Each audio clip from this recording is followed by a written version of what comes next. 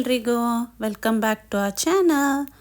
ನಾವು ಬೇಗ ಎಲ್ಲ ಬ್ರೇಕ್ಫಾಸ್ಟ್ ತಿನ್ಕೊಂಡ್ಬಿಟ್ಟು ರೆಡಿ ಆದ್ವಿ ನ್ಯೂಯಾರ್ಕ್ ಸಿಟಿಗೆ ಹೋಗೋಕ್ಕೆ.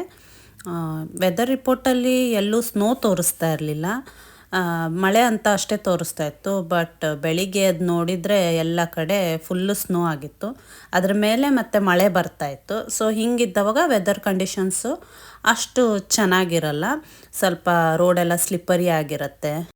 ಇಲ್ಲಿ ನಮ್ಮ ಐರನ್ ಸಾಂಗ್ಸು ಆಲ್ರೆಡಿ ಸ್ಟಾರ್ಟ್ ಆಗಿಬಿಟ್ಟಿದೆ, ನೀವು ಸ್ವಲ್ಪ ಕೇಳಿ.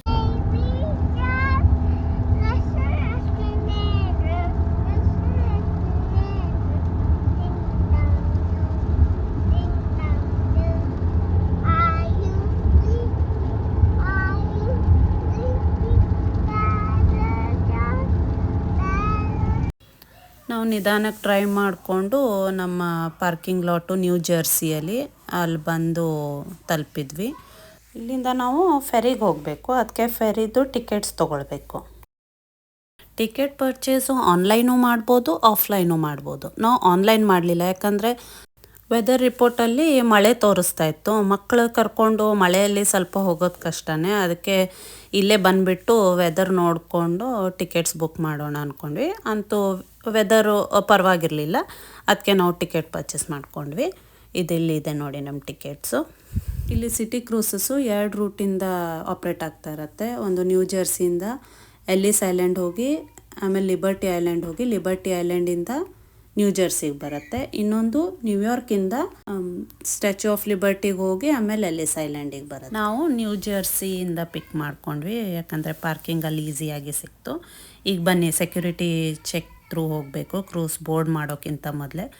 ಸೆಕ್ಯೂರಿಟಿ ಚೆಕ್ಕು ಯಾವ ಲೆವೆಲ್ಗಿತ್ತಂದರೆ ಏರ್ಪೋರ್ಟ್ ಲೆವೆಲ್ ಥರ ಸೆಕ್ಯೂರಿಟಿ ಚೆಕ್ಕು. ಸೇಮ್ ನಾವು ಏರ್ಪೋರ್ಟಲ್ಲೆಲ್ಲ ಹೆಂಗೆ ಚೆಕ್ ಇನ್ ಆಗೋಕ್ಕಿಂತ ಮುಂಚೆ ಸೆಕ್ಯೂರಿಟಿ ಚೆಕ್ ಮಾಡ್ಕೊಳ್ತೀವಲ್ಲ, ಅದೇ ಥರ ಇತ್ತು.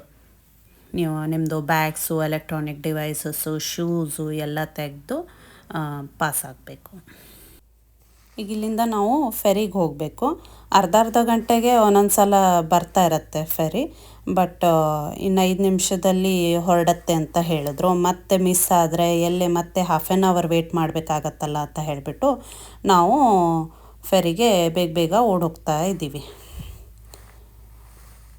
ಅಂತೂ ನಮಗೆ ಈ ಫೆರಿಯಲ್ಲೇ ಸ್ಪಾಟು ಸಿಕ್ತು. ಬನ್ನಿ ಹೋಗೋಣ.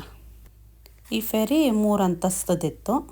ಸೊ ಈಗ ಫಸ್ಟು ಎಂಟ್ರ್ ಆದ್ವಿ ಫಸ್ಟ್ ಫ್ಲೋರಲ್ಲಿ. ಈಗ ಇದು ಸೆಕೆಂಡ್ ಫ್ಲೋರಿಂದನೂ ವ್ಯೂ ತುಂಬ ಚೆನ್ನಾಗಿತ್ತು. ಸ್ವಲ್ಪ ಮೋಡಗಳೆಲ್ಲ ಇತ್ತು, ಬಟ್ ಮಳೆ ಏನಾಗ್ತಾ ಇರಲಿಲ್ಲ.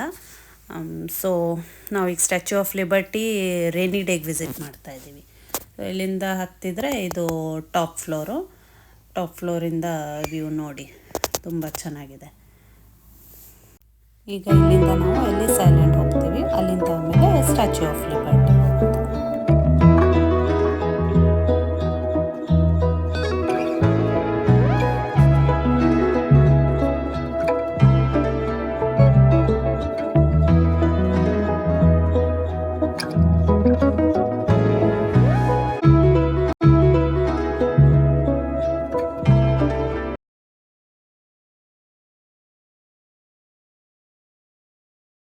ಒಂದು 10 ನಿಮಿಷ ಫೆರಿಯಲ್ಲಿ ಟ್ರಾವೆಲ್ ಮಾಡಿದ ತಕ್ಷಣ ಇಲ್ಲಿ ಎಲ್ಲಿಸ್ ಐಲ್ಯಾಂಡ್ ಬಂದೇ ಬಿಡ್ತು ನೋಡಿ. ಇದೇ ಎಲ್ಲಿಸ್ ಐಲ್ಯಾಂಡು. ಇಲ್ಲಿ ಬೋಟ್ ನಿಂತ ಮೇಲೆ ಇಳಿಯೋರು ಇಳ್ಕೊಳ್ಬೋದು, ಹತ್ತೋರು ಹತ್ಕೊಳ್ಬೋದು. ಒಂದು 5 ನಿಮಿಷ ಸ್ಟಾಪ್ ಆದ ತಕ್ಷಣ ಇಲ್ಲಿಂದ ಎಲ್ಲಿಸ್ ಐಲ್ಯಾಂಡಿಂದ ಕ್ರೂಸು ಹೊರಡೋಕ್ಕೆ ಸ್ಟಾರ್ಟ್ ಆಯಿತು. ಇದು ಈಗ ಹೋಗ್ತಾ ಇರೋದು ಲಿಬರ್ಟಿ ಐಲ್ಯಾಂಡ್ಗೆ. ಸೊ ಅಲ್ಲಿ ಕಾಣಿಸ್ತಾ ಇದೆ ನೋಡಿ ಲಿಬರ್ಟಿ ಐಲ್ಯಾಂಡ್.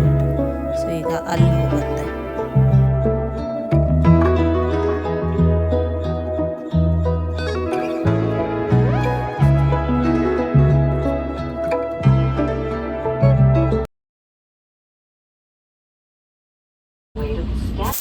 ಈಗ ನಾವು ಸ್ಟ್ಯಾಚ್ಯೂ ಆಫ್ ಲಿಬರ್ಟಿ ನೋಡೋಕ್ಕೆ ಲಿಬರ್ಟಿ ಐಲ್ಯಾಂಡ್ಗೆ ಹೋಗ್ತಾ ಇದ್ದೀವಿ. ಸ್ಟ್ಯಾಚ್ಯೂ ಆಫ್ ಲಿಬರ್ಟಿಯನ್ನು ಫ್ರಾನ್ಸ್ದವರು ಅಮೇರಿಕಾದವರಿಗೆ ಗಿಫ್ಟಾಗಿ ಕೊಟ್ಟಿದ್ರು 1886ಅಲ್ಲಿ. ಇದು ಒರಿಜಿನಲಿ ಅವ್ರದ್ದು ಅಮೇರಿಕನ್ ಇಂಡಿಪೆಂಡೆನ್ಸ್ದು 100th ಆ್ಯನಿವರ್ಸರಿಗೆ ಅವರು ಗಿಫ್ಟ್ ಕೊಟ್ಟಿದ್ದು, just to represent the symbol of friendship between France and USA. So statue of liberty France ಮತ್ತು ಯುನೈಟೆಡ್ ಸ್ಟೇಟ್ಸ್ ಅವ್ರದ್ದು ಒಂದು ಸ್ನೇಹದ ಸಂಕೇತ. Since then, the statue has become the universal symbol of their nation, which represents freedom, opportunity, security, and future. ಇದರ ಬಗ್ಗೆ ಇನ್ನೂ ಸ್ವಲ್ಪ ಜಾಸ್ತಿ ಇನ್ಫಾರ್ಮೇಷನ್ ಬೇಕಂದರೆ ಅಲ್ಲಿ ಆಡಿಯೋ ಗೈಡೆಡ್ ಟೂರು ಇರುತ್ತೆ, ಅದನ್ನು ನಾವು ತೊಗೊಂಡ್ಬಿಟ್ಟು ಅದರ ಬಗ್ಗೆ ಎಲ್ಲ ತಿಳ್ಕೊಳ್ಬೋದು. ಹೀಗೆ ಮುಂದೆ ಅಪ್ರೋಚ್ ಆಗ್ತಾ ಹೋದಂಗೆ ನೋಡಿ ಇಲ್ಲಿ 360 ಡಿಗ್ರಿ ಆ್ಯಂಗಲಲ್ಲೂ ನಮಗಿದು ಮಾನ್ಯುಮೆಂಟ್ ಕಾಣಿಸುತ್ತೆ. ಇದು one of the best view ಫೆರಿಯಿಂದ ನೋಡೋಕ್ಕೆ. ನೋಡಿ, ದಿಸ್ ಇಸ್ ಸಿಂಪ್ಲಿ ಆಸಮ್. ಅದು ಎಕ್ಸ್ಪ್ಲೇನ್ ಮಾಡೋಕ್ಕಾಗಲ್ಲ, ಅದು ನೋಡೋಕ್ಕೇ ಅಷ್ಟು ಚೆನ್ನಾಗಿ ಅನಿಸ್ತಾಯಿತ್ತು. ಅದರಲ್ಲೂ ಬಿಸಿಲು ಇರಲಿಲ್ಲ, ಮೋಡ ಇತ್ತು, ಲೈಟಾಗಿ ಕೋಲ್ಡ್ ಇತ್ತು. ಇಲ್ಲಿ ಬರೋವರೆಗೂ ನನಗಂತೂ ಪರ್ಸ್ನಲಿ ಗೊತ್ತಿರಲಿಲ್ಲ ದ್ಯಾಟ್ ಇದು ಗಿಫ್ಟ್ ಕೊಟ್ಟಿದ್ದು, ಅಂದರೆ ಫ್ರಾನ್ಸ್ದವರು ಇದನ್ನು ಕೊಡುಗೆಯಾಗಿ ಕೊಟ್ಟಿದ್ದು ಅಂತ. ನಾನು ಅಂದ್ಕೊಂಡಿದ್ದು ಇದು ಅಮೇರಿಕಾ ಅವರೇ ಮಾಡಿದ್ದು ಅಂತ ಹೇಳ್ಬಿಟ್ಟು, ಬಟ್ ಈ ಸ್ಟ್ಯಾಚ್ಯೂ ಅಮೇರಿಕಾದವ್ರು ಮಾಡಿದ್ದಲ್ಲ, ಇದು ಫ್ರಾನ್ಸ್ದವರು ಇವ್ರಿಗೆ ಗಿಫ್ಟ್ ಕೊಟ್ಟಿದ್ದು, which is really a great thing to know. ಅಲ್ಲಿ ನೋಡಿ, ಅದು one of the longest bridge ಇಲ್ಲಿಂದ ಕಾಣೋದು. ಈಗ ನಮ್ಮ ಕ್ರೂಸು ಡಾಕ್ ಆಯಿತು, ನಾವಿಲ್ಲಿಂದ ಇಳ್ಕೊಂಡ್ಬಿಟ್ಟು ಈಗ ನಾವು ಸ್ಟ್ಯಾಚ್ಯೂ ಆಫ್ ಲಿಬರ್ಟಿ ಹತ್ತಿರದಿಂದ ನೋಡೋಕ್ಕೆ ಹೋಗ್ತಾಯಿದ್ವಿ. ದೂರಿಂದ ನೋಡಿದ್ದು, ಈಗ ಹತ್ತಿರ ಹೋಗ್ಬಿಟ್ಟು ಅದ್ರ ಬಗ್ಗೆ ಎಲ್ಲ ತಿಳ್ಕೊಳ್ಳೋಣ.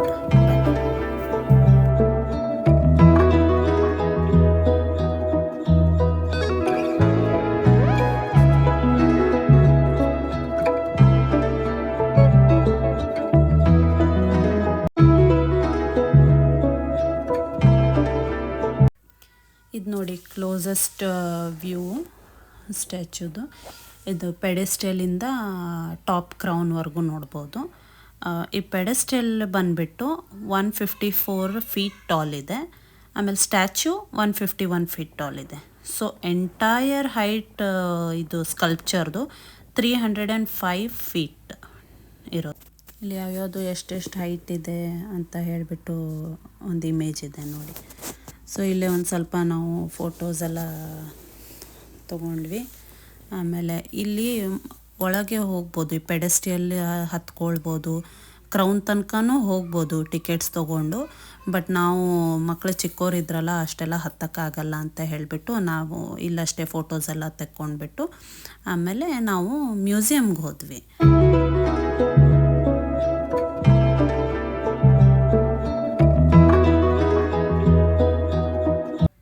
ಮ್ಯೂಸಿಯಂ ಒಳಗೆ ಇದು ಇನ್ಫಾರ್ಮೇಷನ್ ಕೌಂಟ್ರು, ಅಂದರೆ ಇಲ್ಲಿ ಸ್ಟ್ಯಾಚ್ಯೂಗೆ ಸಂಬಂಧಪಟ್ಟಿದ್ರ ಬಗ್ಗೆ ಎಲ್ಲ ಇನ್ಫಾರ್ಮೇಷನ್ ಇರುತ್ತೆ. ಆಮೇಲೆ ಇಲ್ಲಿ ಥಿಯೇಟ್ರು ಇದೆ. ಇಲ್ಲಿ ಎಲ್ಲ ಕ್ವೆಶನ್ಸ್ ಬರ್ತಾ ಇರುತ್ತೆ, ನಿಮ್ಗೆ ಯಾವುದ್ರ ಬಗ್ಗೆ ತಿಳ್ಕೊಳ್ಬೇಕು ಅಲ್ಲಿ ಕ್ವೆಶನಿಗೆ ಆನ್ಸರ್ ಅಂತ ಹೊಡೆದ್ರೆ ಅದು ಒಂದು ಆಡಿಯೋ ಕ್ಲಿಪ್ಪು ನಿಮ್ಗೆ ಕೇಳಿಸ್ತಾ ಇರುತ್ತೆ. ಅದು ನೀವು ಕಿವಿಗೆ ಇಟ್ಕೊಂಡ್ಬಿಟ್ಟು ಕೇಳ್ಕೊಳ್ಬೋದು. ಸೊ ಪ್ರಿಷಾ ಅದನ್ನು ಟ್ರೈ ಮಾಡ್ತಾಯಿದ್ಲು. ನಾವು ಥಿಯೇಟ್ರಿಗೆ ಎಂಟ್ರಿ ಆದ್ವಿ. ಇಲ್ಲಿ ಅದು ಸ್ಟ್ಯಾಚ್ಯೂ ಆಫ್ ಲಿಬರ್ಟಿದು ಹಿಸ್ಟ್ರಿ ಬಗ್ಗೆ ಒಂದು ಡಾಕ್ಯುಮೆಂಟ್ರಿ ಮೂವಿ ಥರ ಇತ್ತು. 10 ಮಿನಿಟ್ಸದ್ದು 3 ಪಾರ್ಟ್ಸಲ್ಲಿ ಮಾಡಿದರು. ಅಲ್ಲಿ ಸ್ಟ್ಯಾಚ್ಯೂ ಆಫ್ ಲಿಬರ್ಟಿದು ಮೇನ್ ಡಿಸೈನ್ ಮಾಡಿದ್ದು ಫ್ರಾನ್ಸ್ದವರು. ಅವರು ಇದನ್ನು ನ್ಯೂಯಾರ್ಕ್ ಹಾರ್ಬರಲ್ಲಿ ಇಡಬೇಕಂತ ಪರ್ಮಿಷನ್ ಕೇಳ್ತಾರೆ. ನ್ಯೂಯಾರ್ಕ್ ಹಾರ್ಬರು ಆವಾಗ ಬ್ಯುಸಿಯೆಸ್ಟ್ ಇಂಟರ್ನ್ಯಾಷನಲ್ ಹಾರ್ಬರ್ ಆಗಿತ್ತು. ಸೊ ಆಮೇಲೆ ಅವರಿಗೆ ಅಮೇರಿಕನ್ ಪ್ರೆಸಿಡೆಂಟು ಪರ್ಮಿಷನ್ ಕೊಡ್ತಾರೆ. ಸೊ ಅದಕ್ಕೆ ಫೈನಲಿ ಇಲ್ಲಿ ಲ್ಯಾಂಡ್ ಪೆಡೆಸ್ಟೆಲನ್ನು ಕೊಡ್ತಾರೆ ಲಿಬರ್ಟಿ ಐಲ್ಯಾಂಡ್ ಮೇಲೆ ಇಡೋಕ್ಕೋಸ್ಕರ.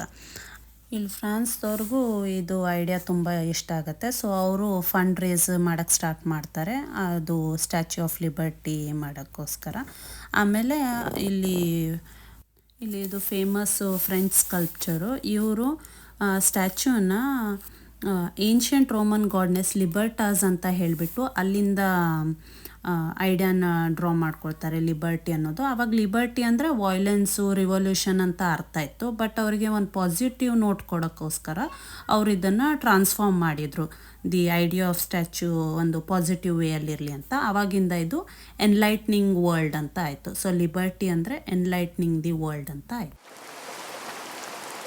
ಈ ಪೂರ್ತಿ ಮ್ಯೂಸಿಯಮಲ್ಲಿ ನನಗೆ ಇದು ತುಂಬ ಇಂಟ್ರೆಸ್ಟಿಂಗ್ ಪಾರ್ಟ್ ಅನ್ನಿಸ್ತು. ಈ ಥರ ಸ್ಟ್ಯಾಚ್ಯೂ ಏನು ಕಾಣಿಸ್ತಾ ಇದ್ದದೆ ಅದೆಲ್ಲ ಸ್ಕ್ರೀನು. ಇಲ್ಲಿ ಹೋಗಿಬಿಟ್ಟು ನೀವು ನಿಮ್ಮದು ಕಂಟ್ರಿ ಹಾಕ್ಬಿಟ್ಟು ನಿಮ್ಮದು ಇನ್ಫಾರ್ಮೇಷನ್ ಎಲ್ಲ ಹಾಕಬೇಕು. ಲೈಕ್ ಇದರದ ಅರ್ಥ ಇಷ್ಟೇ, ನಿಮ್ಮ ಪ್ರಕಾರ ಲಿಬರ್ಟಿ ಅಂದರೆ ಏನು ಅಂತ ಹೇಳಿಬಿಟ್ಟು. ಸೊ ಇಲ್ಲಿ ನಿಮ್ಮದು ಫೋಟೋ ಕ್ಲಿಕ್ ಮಾಡ್ಕೊಳ್ಬೋದು, ಫ್ಯಾಮಿಲಿ ಪಿಕ್ಚರು. ಆಮೇಲೆ ಒಂದು 7 ಇಮೇಜಸ್ ನೀವು ಕ್ಲಿಕ್ ಮಾಡ್ಕೊಳ್ಬೋದು. ಲೈಕ್ ನಿಮ್ಮ ಪ್ರಕಾರ ಲಿಬರ್ಟಿ ಅಂದರೆ ಏನು. ನಾವು ನಮ್ಮ ಪ್ರಕಾರ ಲಿಬರ್ಟಿ ಅಂದರೆ ಎಜುಕೇಷನು, ಆಮೇಲೆ ಅಪಾರ್ಚುನಿಟಿ, ಆಮೇಲೆ ಇಂಡಿಪೆಂಡೆನ್ಸು, ಕಲ್ಚರು, ರಿಲಿಜನ್ ಅಂತ ಒಂದು 7 ಇಮೇಜಸ್ ಸೆಲೆಕ್ಟ್ ಮಾಡಿದ್ವಿ. ಅದು ಮಾಡಿದ್ಮೇಲೆ ಅದು ಪ್ರೊಸೀಜರೆಲ್ಲ ಕಂಟಿನ್ಯೂ ಮಾಡಿ ನೆಕ್ಸ್ಟು ಇಲ್ಲಿಂದ ಅದು ಅಲ್ಲಿ ವಾಲ್ ಆಫ್ ಲಿಬರ್ಟಿಗೆ ನಿಮ್ಮದು ಇಮೇಜೆಲ್ಲ ಡಿಸ್ಪ್ಲೇ ಆಗುತ್ತೆ. ಅದು ತುಂಬ ಇಂಟ್ರೆಸ್ಟಿಂಗ್ ಅನ್ನಿಸ್ತು ನನಗೆ. ಸೊ ಇಲ್ಲಿ ನೋಡಿ ಬರ್ತಾ ಇದೆ, ಬಿಕಮಿಂಗ್ ಲಿಬರ್ಟಿ ಅಂತ ಹೇಳಿಬಿಟ್ಟು. ಸೊ ಇದೆಲ್ಲ ಪ್ರೊಸೀಜರ್ ಕಂಪ್ಲೀಟ್ ಮಾಡಿದ್ಮೇಲೆ ಅಲ್ಲಿ ಒಂದು ವಾಲ್ ಇದೆ, ಇಲ್ಲಿ ಹೋಗಿಬಿಟ್ರೆ ನಮ್ಮದು ಬಂತು ನೋಡಿ ಇಲ್ಲಿ. ಸೊ ನಮ್ಮ ಪ್ರಕಾರ ಲಿಬರ್ಟಿ ಅಂದರೆ ಏನು ಅಂತ ನಾವು ಹೇಳಿದ್ದೆಲ್ಲ ಇಲ್ಲಿ ಈ ಸ್ಟ್ಯಾಚ್ಯೂಗೆ ಹೋಗಿ ಆ್ಯಡ್ ಆಯಿತು. ಸೊ ಇಲ್ಲಿ ಎಷ್ಟೆಲ್ಲ ಜನ ಟೂರಿಸ್ಟ್ ಬರ್ತಾರಲ್ಲ, ಬೇರೆ ಬೇರೆ ಬೇರೆ ದೇಶದಿಂದ ಬಂದಿರ್ತಾರೆ. ಸೊ ಅವ್ರದ್ದೆಲ್ಲ ಅವ್ರ ಪ್ರಕಾರ ಲಿಬರ್ಟಿ ಅಂದರೆ ಏನು ಅಂತ ಅದೆಲ್ಲ ಹಾಕ್ತೀವಲ್ಲ. ಸೊ ಆ ಲಿಬರ್ಟಿಗೆ ಅದು ಆ್ಯಡ್ ಆನ್ ಆಗಿ ಒಂದು ವ್ಯಾಲ್ಯೂ ಕೊಡುತ್ತೆ ಅಂತ ಇದ್ರದ್ದು ಅರ್ಥ ಇಷ್ಟೆ. ಇದೇನೋ ಚೆನ್ನಾಗಿ ಅನಿಸ್ತು ಈ ಪಾರ್ಟು ನನಗೆ. ಸೊ ನೋಡಿ ನಾವು ಮತ್ತೊಮ್ಮೆ ಹಾಕಿದ್ವಿ ಅದನ್ನು, ಅದು ಹೋಗಿ ಲಿಬರ್ಟಿ ಸ್ಟ್ಯಾಚ್ಯೂಗೆ, ಇದು ವಾಲ್ ಆಫ್ ಲಿಬರ್ಟಿಗೆ ಹೋಗಿ ಮ್ಯೂಸಿಯಮಲ್ಲಿ ನಮ್ಮ ಮೈರಾ ಮಲ್ಕೊಂಡಿದ್ಲು, ಹಾಗಾಗಿ ನಮಗೆ ಆರಾಮಾಗಿ ಎಲ್ಲ ನೋಡೋಕ್ಕಾಯಿತು. ಸೊ ಇವತ್ತಿನ ವಿಡಿಯೋ ಅಲ್ಲಿ ಇಷ್ಟೇ, ಮತ್ತೆ ಸಿಗ್ತೀನಿ. Bye bye, take care.